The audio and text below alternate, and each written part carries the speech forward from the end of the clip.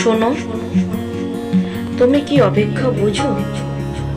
তীব্র অভিমানে মুখ ফিরিয়ে নিয়েও, বার্তা পাবে না জেনেও, আকুলতায় এই একটি বার্তার আশায় বসে থাকার নাম অপেক্ষা।